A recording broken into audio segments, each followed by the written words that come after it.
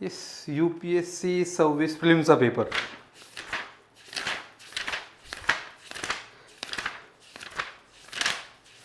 Paper संपतच नाही आहे. किती मोठा पेपर आहे, किती मोठा पेपर आहे. एक क्वेश्चन एक पेज आणि स्टेटमेंट मल्टिपल. येस, पेपर खरंच हा UPSC प्रिलिमचाच पेपर आहे गाईज. बिलकुल UPSC 2026 प्रिलिम्सचा हा जो पेपर आहे तुम्ही बघितला असेल पॉसिबली. हा पेपर खरंच काहीतरी डिफरंट आहे. बिलकुल, कारण एक्झामिनरला असं वाटतंय की हे पेपर जे सॉल्व करणारे लोक आहेत they are all prepared for, है ना, की म्हणजे त्यांनी जेवढं पॉसिबल होऊ शकतं आय गेस की तुम्हाला डिफिकल्टी लेवल पुट इन करता येईल तेवढी पुट इन केली. आणि मी खरंच सांगतोय, जे आतापर्यंत लोक सांगत होते मी फार जास्त स्ट्रॉंगली बिलीव्ह करत नव्हतो की prelims is a very actually a difficult stage of this examination, right? आता खरंच तसंच दिसतंय की प्रिलिम्सचा हा पेपर किंवा प्रिलिम्स ही स्टेज ॲज इन ही फार डायनामिक होत चालली आहे. कधी how many of the above are correct येणार, कधी तुम्हाला मल्टिपल ऑप्शन्स असतील आहे ना, कॉलम वाईज 1 2 3 4 कॉलम वाईज असणार, कधी तुम्हाला पॅराग्राफ स्टेटमेंट असे क्वेश्चन्स विचारल्या जातील जे तुम्हाला याच्यामध्ये दिसत आहेत. बरोबर, मी तुम्हाला सांगतो, जर खरंच म्हणजे लिटरली 2 hours मध्ये 120 minutes मध्ये तुम्हाला 100 क्वेश्चन्स, राईट, 100 क्वेश्चन्स रीड करायचे नाहीयेत. फक्त जर का आन्सर सिंगल लाईनर असलं असतं तर आय डोंट थिंक की हा पेपर फार डिफिकल्ट होता. बट जर तुम्ही क्वेश्चन्स रीड केलेत ना गाईज, यू विल फाइंड की क्वेश्चन्स एंड व्हायलाच तयार नाहीये. हे एवढे मोठे मोठे क्वेश्चन्स यांनी पुट इन केले की पहिले 2 स्टेटमेंट, त्याच्यानंतर परत 2 ते 3 स्टेटमेंट आणि परत स्टेटमेंट इन स्टेटमेंट, म्हणजे statement in statement. Yes, that is what the very nature of this examination. मी तुम्हाला सांगतोय की प्रिलिम्सचा हा पेपर आत्तापर्यंत म्हणजे जेवढे पॅटर्न्स UPSCने इव्हॉल्व केलाय त्याच्यापैकी मला पर्सनली वाटतोय की बिलकुल थोडासा टाइम कन्झ्युमिंग, व्हेरी इलॅबोरेटिव्ह आणि plus yes on the difficult side it self. म्हणजे लिटरली पेपर GSचा पेपर देताना असं पण वाटलं असेल की हा CSATचा पेपर आहे का, कारण इथे काही काइंड ऑफ केस स्टडीज आहेत, इथे काही काइंड ऑफ ॲडमिनिस्ट्रेटिव्ह डिलेमाज विचारलेले आहेत देअर इन द एक्झामिनेशन, है ना. मग अशा केसमध्ये मी तुम्हाला सांगतोय की पेपर हा थोडासा डिफिकल्ट लाईनवर असणार, कारण the very first thing is की तो पेपर रीड करायलाच खरंच फार डिफिकल्ट आहे, है ना. So that is what it can absolutely be inferred. आता हा जो पेपर आपण डिस्कस करतोय, right, paper discuss in the sense की मी पेपर आपण डिस्कशनसाठी परत घेणार आहे, बट हा फक्त आपला एक कसा पेपर होता इन जनरल, काय काय सेक्शन वाईज वेटेज असेल किंवा ओव्हरऑल डिस्क्रिप्शन कसं आहे किंवा नेचर कसा होता ते सगळं आपण इथे क्विकली बघूया. D सेट आहे माझ्याकडे, मी तो ठेवलाय, ठीक आहे. काही सेटने फार काही डिफरन्स होणार नाही, but yes that is absolutely case. आता हा पेपर बघून मी तुम्हाला इथे क्लिअर काही गोष्टी करायला म्हणजे मला पाहिजेत, राईट. आणि त्या गोष्टी दॅट इज क्लिअर की पहिले तर बघा इथे case studies, administrative ethics, high complexity, low rate facts requirement. म्हणजे तुम्हाला इथे केस स्टडीज GS4 मध्ये जसं विचारतात किंवा CSAT मध्ये पण केस स्टडीज काही आधी UPSC विचारत होती, आज पण राज्यसेवेमध्ये विचारले जातात असे क्वेश्चन्स. ते क्वेश्चन्स GS मध्ये विचारलेत. You can simply go through.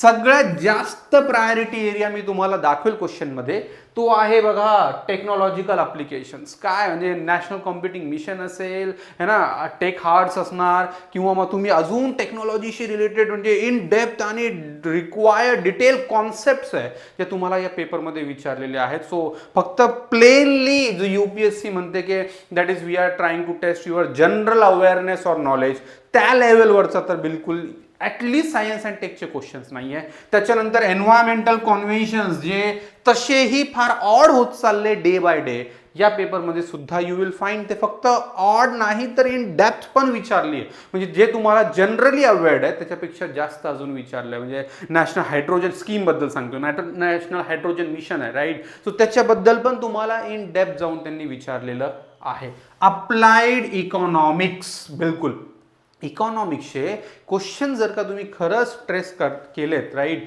तर तुम्हाला एवढं नक्की कळेल की आता इकॉनॉमिक्स हा अप्लाइड नेचरचा होतोय. ठीक आहे, इकॉनॉमिक्स हा फर्दर डेप्थ त्याच्यामध्ये एक्सप्लोर करतोय एक्झामिनर, यस फ्रेमर. त्याच्यामुळे पेपरचा हा नेचर तर बिलकुल काय रिक्वायर आहे, डीप फॅक्ट्स, बिलकुल डीप फॅक्ट आहे. कारण फॅक्ट तुमच्याकडे नसतील तर तुम्ही लॉजिक लावून आन्सर अटेम्प्ट करू शकणार नाही. ठीक आहे, आणि हाय रिलेशनल लॉजिक बिलकुल गाईज, येस हा paper comparatively logical depth expecting आहे. Then traps, there are lot many traps है ना, की इथे there are lot many traps आहे. पर्टिक्युलरली मी ट्रॅप कशाला म्हणेल, ट्रॅप म्हणजे इथे लेंथ ऑफ क्वेश्चनला मी म्हणेल. का, कारण तुम्ही जर का सिम्पली क्वेश्चन जरी रीड केलेत ना, तरी तुमचा आय गेस आर किंवा त्याच्यापेक्षा जास्त टाइम फक्त क्वेश्चन रिडिंग आणि अंडरस्टँडिंग मध्ये जाईल. लेट अलोन की त्याला विचार करून आन्सर करतोय आपण, that is absolutely not a case, right? That is what I believe. So over invest time here. Now do remember one thing, हा पेपर सॉल्व करताना राईट, हे पेपर बघितल्यानंतर मला कळालंय की प्रत्येक क्वेश्चनला, जसं सीसॅट मध्ये करतो आपण की प्रत्येक क्वेश्चनला सॉल्व करायची गरज नाही, इथे पण तेच आहे की इथे पण प्रत्येक क्वेश्चनला सॉल्व करायची गरज नाही आहे. कारण पेपर असा बिलकुल नाही की प्रत्येक क्वेश्चन रीड करून टाइम इन्व्हेस्ट करून you will then have your answer. ठीक आहे, so yes that is observation and absolutely fact zone in a sense की पॉलिटीचे क्वेश्चन्स आहे, हिस्ट्री ते पण फॅक्च्युअल क्वेश्चन्स आहे. हिस्ट्री थोड्याशा सिम्पलर लाईनवर होता. सगळ्यात इझी जो मला वाटला पर्सनली तो आहे जॉग्राफीवाला एरिया. ठीक आहे, त्याच्यामध्ये थोडेसे प्लेन आणि स्ट्रेट क्वेश्चन्स होते, नो डाऊट मल्टिपल स्टेटमेंटचं प्रत्येक याच्यातच आहे. ठीक आहे, so factual certainty to needed due to pair based option, low relational complexity. ठीक आहे, सो काही एरियाज आहे जे डुएबल आहे आणि मला वाटतं तुमचा किंवा ज्याचाही कट ऑफ क्लिअर होईल that is for sure based on this particular kind of area. जसा हिस्ट्रीचे जे वेल नोन एरियाज आहे ना, मेडिएबल इंडियाचे असतील किंवा मॉडर्न इंडियाचे असतील, जॉग्राफीचे असतील है ना, आणि बाकी एन्व्हायरमेंट इकॉलॉजीचे सुद्धा काही क्वेश्चन्स आहे जे डुएबल आहेत. But in that way paper सगळ्यात क्रुशल होता तो होता लेंथी. ठीक आहे, मग मग अजून मी सगळ्यात आधी तुम्हाला हे इन्फरन्स देतो, लास्टला पण परत देईल. What the 26 prelims is no longer a test of memory. हा फक्त मेमरीचा नाहीये. तुम्हाला क्वेश्चन दाखवतो मी का मेमरीचा क्वेश्चन नाहीये किंवा पेपर नाहीये. बघा, जर फक्त हा मेमरी बेस्ड क्वेश्चन होता तर बघा इथे विचारलं असतं, Pali text contain the first definite reference to coins, कहापाना, निखाना, नाखामसा आणि काकनिका. ठीक आहे, आता हे तर दॅट इज फाईन विथ, हे तर फॅक्ट आहे, मग आपल्याला हे माहिती आहे. बट यांनी काय केलंय, परत दोन स्टेटमेंट दिले. The above statements have been associated with which of the following, म्हणजे या दोन्ही स्टेटमेंटचा कोणता राईट इन्फरन्स इथे येतोय ना, मीनिंग ॲडमिनिस्ट्रेटिव्ह क्वालिटीज, की तुम्ही फक्त आता फॅक्ट ओरिएंटेड इंडिव्हिज्युअल नाही आहेत, you need to learn from the facts as well है ना.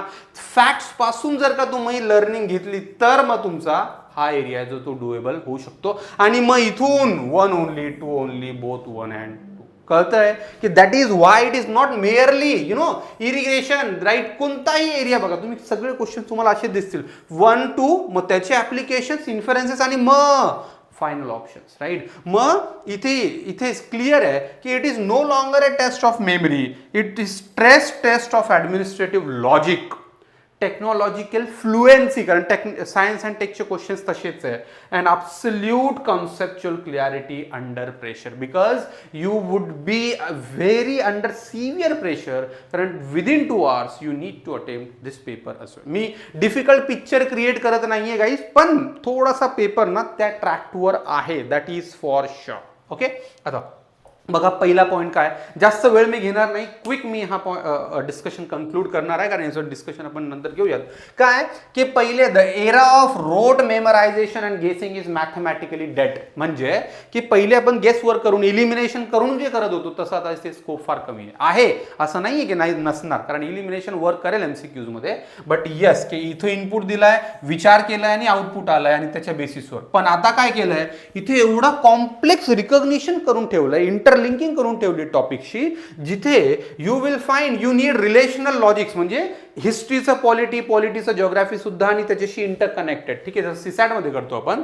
ॲब्सोल्यूट सर्टन्टी के पेअर जसे बनवले, सर्टन्टी म्हणजे की ऑप्शन्सची इंटरलिंकिंग, म्हणजे असे ऑप्शन्स दिले की तुम्हाला इलिमिनेशन करणं फार डिफिकल्ट होईल. ठीक आहे, आणि इंटर डिसिप्लिनरी ऍप्लिकेशन. ठीक आहे, सो येस, इंटर सब्जेक्ट जो ऍप्लिकेशन आहे तो सुद्धा इथे विचारला आहे. The success in 26 require transforming and information accumulator to a systematic thinker. Questions बघा परत हेच वाले क्वेश्चन, बरोबर, की इथे तुम्हाला स्टेटमेंट दिले आणि या स्टेटमेंटवरून काय इन्फरन्सेस आपण ड्रॉ करू शकतो की एखाद्या सोसायटीमध्ये कॉइन आणि कॉइनची डेव्हलपमेंट होतीये, नवीन नवीन कॉइन्स बनताय, then what it employ, emergence of urban life, transition to money economy. नाव तुम्हाला ते इन्फरन्सेस ड्रॉ करायचे आणि त्या बेसिसवर मग आन्सर करायचं आहे. ठीक आहे, आय होप तुम्ही सगळे पेपर पण मी तुम्हाला लिंकमध्ये अवेलेबल करून दिले. ठीक आहे, पेपर सुद्धा आपल्याकडे आहेत, पण हा पेपर ॲब्सोल्युटली एक्सटेन्सिव्ह पेपर आहे, राईट. त्याच्यानंतर काय दिसतंय, त्याच्यानंतर ॲब्सोल्युटली राईट की हे जे क्वेश्चन्स आहेत, आता बघा पहिले कसं व्हायचं, 4 बेसिक एरिया, इकॉनॉमिक असेल,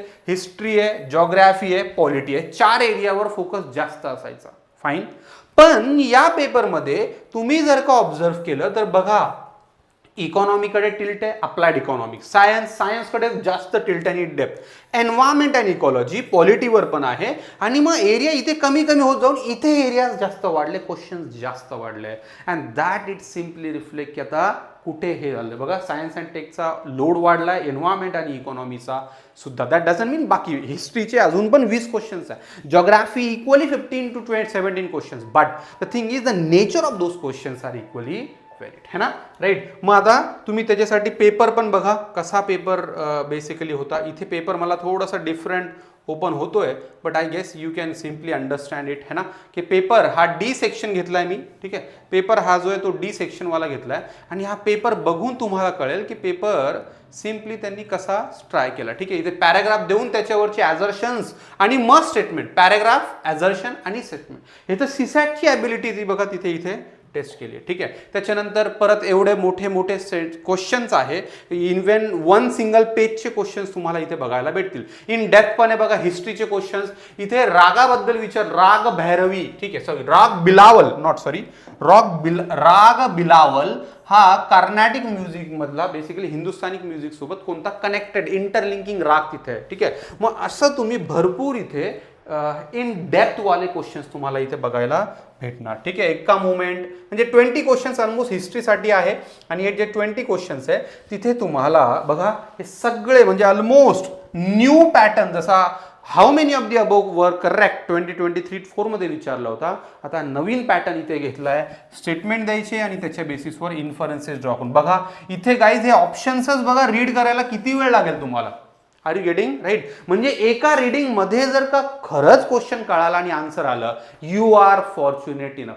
absolutely I am telling you, you are fortunate enough. बघा इथे पण इरिगेशन आणि हा वाला क्वेश्चन आहे ना. मग हे क्वेश्चन्स कसे आहेत ना, हे बेसिकली इन डेप्थ आणि त्या वेजने क्वेश्चन्स विचारलेले आहेत. So framer is simply expecting, you know, a lot many expectations from you. Yes, lot many skills from you guys then. ठीक आहे, बघा आता UPI जो आपण डेली करतो, मग UPI बद्दल हा क्वेश्चन आहे, राईट, की मग UPI आणि सेंट्रल बँक डिजिटल करन्सी याच्यामध्ये काय करेक्ट आहे, इनकरेक्ट आहे, म्हणजे इन डेप्थवर. आणि तुम्ही बघितलं ना, एवढे मोठे मोठे एक्सप्लेनेशन्स, एवढे मोठे मोठे ऑप्शन्स इथे दिलेत, very difficult to comprehend sometime. Yes, I am telling you, GSचाच पेपर एवढा डिफिकल्ट किंवा लेंदी साईडला असेल तर सीसॅटच्या पेपरमध्ये अजून डिफिकल्टीची काय गरज असेल. ठीक आहे, राईट. पण चला आता आपले परत आपण ऑब्झर्वेशन्सवर येऊयात. काय ऑब्झर्वेशन्स आहे, एरिया सब्जेक्ट वाईज मी सांगितलंय तुम्हाला, बरोबर.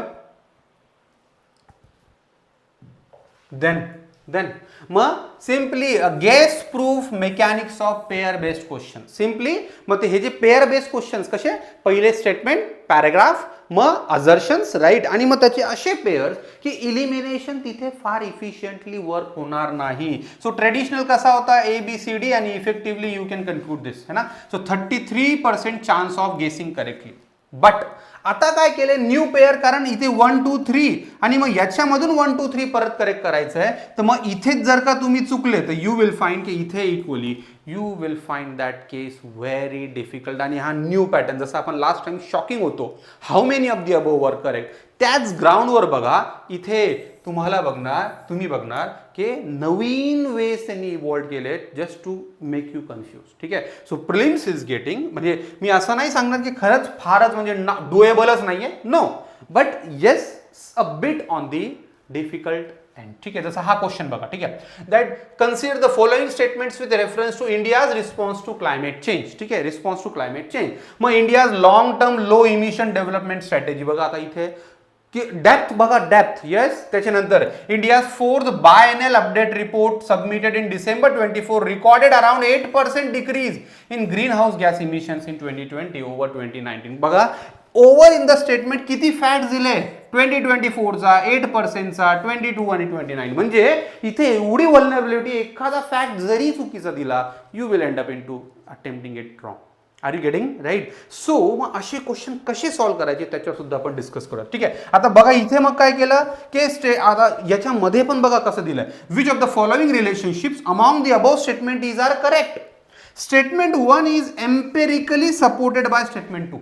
बघा आता वर्ड कसा आहे एम्पेरिकली. जर तुम्हाला एम्पेरिकली म्हणजे एम्पेरिस्टिक फिलॉसॉफी काय माहित नसेल ना तर हा वर्ड तुम्हाला तिथे कन्फ्यूज करेल actually in the examination hall. Statement 2 contradicts the approach implicit in statement 1. आहे का डिफिकल्ट? येस. आता तुम्ही म्हणणार सर हिंदी आहे तिथून रीड करणार, बट तिथे पण ती हिंदी अजून डिफिकल्ट असणार. विचार करा कसं कनेक्ट करणार. Statement 1 and 3 together establish the premise of long term sustainability. Are you getting me right. So हे 3 स्टेटमेंट आणि याच्यावर परत 1 and 2 1 and 3 2 and 3 and this way. Are you getting की त्यांनी डिफिकल्टी लेवल कशी एक्सटेंड केली आहे पेपरची. सिम्पली तुम्ही पेपर रीड करा आणि तुम्हाला त्याच्या थ्रू ही कळेल. ठीक आहे. मी परत पूर्ण पेपर एक्सप्लेन असं करत बसत नाही, मी पॉइंट्स गॅदर केले पेपरचं अनालिसिस, कारण फर्स्ट रिॲक्शन आहे आणि तिथून तुम्हाला एव्हिडन्सेस सोबत मी हे एक्सप्लेन करतोय. आय होप की या गोष्टी तुम्हाला कळतात. ओके. बघा पुढचा पॉइंट काय अजून म्हणतोय, the rise of relational logic over simple facts. ठीक आहे. आधी कसे पॉइंट्स असायचे, आधी कसे क्वेश्चन्स असायचे, सिम्पल फॅक्ट बेसिस आहे ना, की 36% of India's districts are over exploited in terms of ground water. Yes सिम्पलचा फॅक्ट आहे. पण आता इथे ते काय करतील बघा आता परत आहे ना, की consider the following statement with reference to Sagarmala project. Sagarmala program seeks to achieve port-led economic growth through the cost-effective sustainable model. The success of the Sagarmala program is reflected in significant growth in coastal and inland waterway shipping along with improved global port rankings. ठीक है. And then Sagarmala 2.0 aims to position India as a global maritime innovation hubs aligned with Atmanirbhar Bharat and Vikasit Bharat 2047. आता मग तुम्ही 3 statement म्हणणार, आता इथे पण तसं दिलेलं नाही. आता काय की इथे तुम्हाला त्या स्टेटमेंट मधलं लॉजिक कनेक्ट करायचं आहे. राईट. बघा कसं. Statement 2 validate the effectiveness of the strategy envision in 1. Getting right. म्हणजे परत तुम्हाला जाऊन तिथे रीड करायचं आहे की yes whether this interlinking is there or not. Time कसा कंझ्युम होतोय, कसा टाइम इटिंग क्वेश्चन आहे कळतोय. Next statement 2 extend the objectives of statement. Now you need to understand की ऑब्जेक्टिव्स काय of 1 by embedding them into future oriented innovation frame. म्हणजे परत काय करायचं, परत स्टेटमेंट 3 वर जायचं आणि त्याला कसा 1 ने ऑब्जेक्टिव्ह फुलफिल होतोय ते बघायचं. कळतंय तुम्हाला कसा यांनी तुमच्या टाइम सोबत ट्रॅक करून ठेवलाय. येस तुम्हाला एवढं एंगेज, म्हणजे क्वेश्चन तू सॉल्व्ह करतोय त्याला एवढं एंगेज करून ठेवलंय की that he cannot think anything about this. Right. So इथे फक्त knowledge is absolutely not enough, फक्त fact is absolutely not enough guys. इथे तुम्हाला clear understanding is very much needed. Then statement 1 contradicts statement 3 by focusing only on traditional infrastructure instead of modern innovation. परत statement 1 वर जायचं, statement 3 interrelationship बघायची. आणि हे करून परत तुम्हाला इथे व्हेरीफाय करायचं 1 राईट करेक्ट आणि मग इथे ऑप्शन्स चेक करायचे. गेटिंग की डिफिकल्टी लेवल कशी एनहॅन्स केली आहे की पेपर बेसिकली मी असं इम्प्रेशन क्रिएट करत नाही की पेपर फुल्ली डिफिकल्ट होता. बिलकुल there are many easy questions आहे ना, की सिम्पली क्वेश्चन्स इझी विचारले ते सुद्धा आपण बघूयात. बट हे काही क्वेश्चन्स आहेत जे 100% तुमचा टाइम कन्झ्युम करणार आहात, right. The ultimate anomaly, decision making infiltrates, right. की इथे तुम्ही एक्सपेक्ट नसेल केलंय, राईट. इवन जेवढ्या मार्केटमध्ये टेस्ट सिरीज आलेल्या असतील त्या टेस्ट सिरीजमध्ये कोणीच कधीच, राईट, असं प्रिडिक्ट नसेल केलं की एथिकल केस स्टडीज तुम्हाला GS1 मध्ये येतील. फाईन, विथ GS2 मध्ये येतील, that is fine. But GS1 मध्ये सुद्धा की mister X, senior officer, was overseeing a critical vaccination programme during a pandemic, right. आणि मग त्याच्या इथे काय व्हॅल्यूज रिस्पेक्ट होत आहे, ठीक आहे, की which among the following principles of public administration was most strongly demonstrated by mister X action. ठीक आहे. बघा इथे एथिकल डिलेमा आणि पब्लिक ॲडमिनिस्ट्रेशनचा क्वेश्चन आहे, हा एथिक्सचा क्वेश्चन असला पाहिजे किंवा फार तर फार तुम्हाला CSAT मध्ये असला पाहिजे, राईट. अगेन परत इथे बघा क्वेश्चन, राईट, की इथे तुम्हाला कॉम्प्लेक्स डिसिजन मेकिंग सिनेरिओ तो दिलाय की कसं तुम्ही एका मल्टी एथनिक डिस्ट्रिक्टमध्ये तुम्ही तिथे जे त्यांचे इश्यूज आहेत ते कसं मॅनेज करणार. Are you getting it guys, right. की मग हा पेपर आता थोडासा डिफरंट लाईनवर है ना तो ट्रान्झिट केला आहे, बिलकुल तो डेव्हलप केला आहे त्यांनी. आणि हे जे क्वेश्चन्स आहे ना हे तुम्हाला ॲक्च्युली मग आता हेच क्वेश्चन्स आहे बेसिकली. बघा तुम्ही आता सिम्पल आपला स्ट्रॅटेजी आपल्याला ठेवायची काय, राईट. हा क्वेश्चन्स मी तुम्हाला सांगितला मिस्टर एक्सवाला आहे ना की कसं आहे, ठीक. मग इथे स्ट्रॅटेजी क्लिअर असली पाहिजे की हे क्वेश्चन्स आपल्याला यायला पाहिजे. म्हणजे UPSC सांगते की प्रिलिम्स देता येणार तर फक्त प्रिलिम्सचा तेवढा प्रिलिम्स अप्रॉच नाही करू नका, मेन्स अप्रॉच नाही करा, तर you will able to clear the prelims only, है ना. म्हणजे तुमच्याकडून यावेळेस जेव्हा मी ॲक्च्युली शॉक होतो की त्यांनी तुम्हाला मेन्स नंतर जो डेटा विचारला जातो तो प्रिलिम्सच्या आधी विचारून घेतला. I was shocked. I was basically like, yes, UPSC is way ahead than, you know, that the requirement.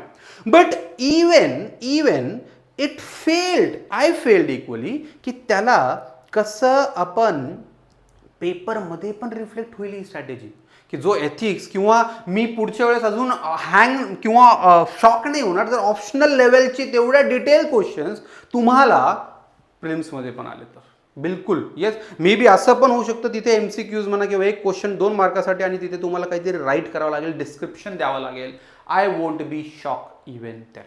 ठीक आहे. So guys, I am telling you की आपल्याला या काइंड ऑफ पेपरसाठी 100% प्रिपेअर राहावं लागेल. बिलकुल right. So science and tech was really very testing a different ground, absolute frontier है ना. की इथे यांनी जेवढं बेसिक नॉलेज आहे जसं सेल बायोलॉजी, न्यूटोनियन फिजिक्स, ते बेसिक नॉलेज वर क्वेश्चन्स विचारले no doubt, but equally quantum computing आणि वगैरे. पण RWA टोकनायझेशन, येस, और you will find large language models LLM ज्याच्यावर ChatGPT असेल, नोटबुक असेल, भरपूर आपले जे जेमिनाय हे सगळे जे AI चालतात त्या मॉडेलवरचा बेसिकली क्वेश्चन्स विचारलाय. कालच आर्टिकल सुद्धा होता की how LLM is not that effective किंवा त्याच्यापेक्षा नवीन मॉडेल आता डेव्हलप होतोय. ठीक आहे. मग या डेप्थचे क्वेश्चन्स तुम्हाला इथे विचारल्या गेलेले आहेत. अँड आय होप की तुम्हाला त्या लेवलवर म्हणजे बेसिक पण इन डिटेल. ठीक आहे. आणि मग हे डिफरन्शियल क्वेश्चन्स, द इकॉनॉमी. आता इकॉनॉमीचा पेपर बेसिकली और सेक्शन हा कंपॅरेटिव्हली डिफिकल्ट कॅटेगरीवर होता. The pivot to applied finance and infrastructure. ठीक आहे. UPIचा क्वेश्चन दाखवला, the UPI interface and the central bank digital currency is not correct. ठीक आहे. मग तुम्हाला इंटिग्रेटेड वे मध्ये आन्सर करायचं आणि असेच क्वेश्चन्स यू विल फाइंड है ना बियॉन्ड रेपो रेट, राईट. मग इथे रेपो रेट आणि रिव्हर्स रेपो रेट त्यांच्या ओव्हरऑल नेचरवर सुद्धा यू विल फाइंड के क्वेश्चन विचारलेला आहे. नेक्स्ट एरिया आहे environment. Yes, environment and ecology as you know it well. ठीक आहे. As you know it well की इथे बेसिकली पहिल्यापासून कॉन्व्हेन्शनवर क्वेश्चन्स असतात. बेसिकचे क्वेश्चन्स ऑलमोस्ट नेवर आस्क. ठीक आहे. आता कॉन्व्हेन्शनवर क्वेश्चन्स आहे, इंटरनॅशनल अग्रीमेंटवर क्वेश्चन्स आहे, न्यू लॉज आणि जे अमेंडमेंट्स आहेत त्याच्यावर क्वेश्चन्स आहे आणि रिलेटेड एरियाजवर. आता इथे क्वेश्चन्स परत तुम्हाला थोडासा इन डेप्थ आणि डिटेल बघा कसा की which of the following statement with regard to the arrival of Amur falcon at Doyang lake in Nagaland each year from Mongolia is are correct. म्हणजे रीड करायला टाइम घेतला आधी, कारण 3 स्टेटमेंट एक्सप्लेनिंग स्टेटमेंट आहे, explores right, and then it showcase how sustain local conservation effort, it reflect the global success of advance tracking technology, it confirm that the Amur falcons have adapted to permanent residency in India due to favourable habitat changes. Are you getting right? की क्वेश्चन्स ना basically तुम्हाला थोडे in depth आणि yes explanatory nature. Even काही questions हे local फ्लोरावर, hyper local पण म्हणू शकतो ना, की जिथे तुम्हाला फॉक्सटेल ऑर्चर्ड्स राईट याच्यावर क्वेश्चन विचारला, स्पेसिफिक क्वेश्चन आहे त्या रिजनवर राईट. सो दस इन्फरन्स परत फर्स्ट इम्प्रेशन तर जो आपला या पेपरवर असला पाहिजे. अच्छा सॉरी, पॉलिटी आणि इंटरनॅशनल रिलेशन्स आहे राईट. पॉलिटी आणि इंटरनॅशनल रिलेशन्स, येस पॉलिटीचे बेसिक आधीचे जे क्वेश्चन्स होते त्याच्यापेक्षा थोडासा पॅटर्न चेंज केला आहे, ठीक आहे, थोडासा नेचर चेंज केला आहे. येस इन्स्टिट्यूशनल मायक्रो मेकॅनिक्स, ठीक आहे.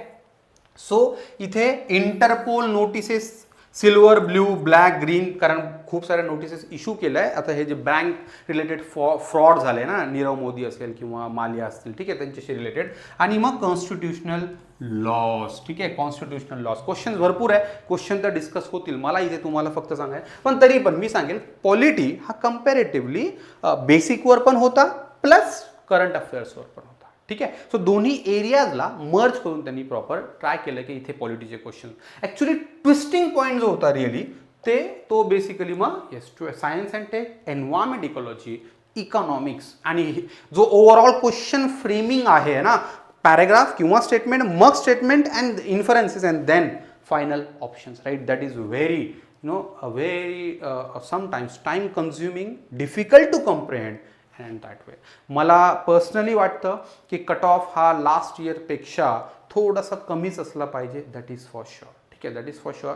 आता पेपर GS1 झाला आहे, सीसॅट आहे ना GS2साठी बेसिकली. आता बघावं लागेल की तो बेसिकली किती काय लेवल असतो. जर का तो पेपर इझी आला तर मग कट ऑफमध्ये मॅनेज होऊ शकतात, that is for sure. But the thing is की सीसॅटसुद्धा डिफिकल्ट आला, 100% कट ऑफ खाली जाईल लास्ट इयर जेवढा होता, ठीक आहे, 90, सो त्याच्यापेक्षा खाली. ओके, सो आय गेस की तुम्हाला फर्स्ट इम्प्रेशन जसा होता तो कळाला आहे, ठीक आहे. आपण याचे डिस्कशनसुद्धा एंगेज करूयात, no doubt. But yes I hope काही इश्यूज असतील, तुम्हाला कसा पेपर वाटला मला कमेंटमध्ये नक्की सांगा. Thank you, all the best. आणि लक्षात ठेवा पेपर किती डिफिकल्ट असेल तर it is possible, it is संभव, ठीक आहे, सगळं संभव आहे. ओके, काहीच असंभव नाही. थँक्यू.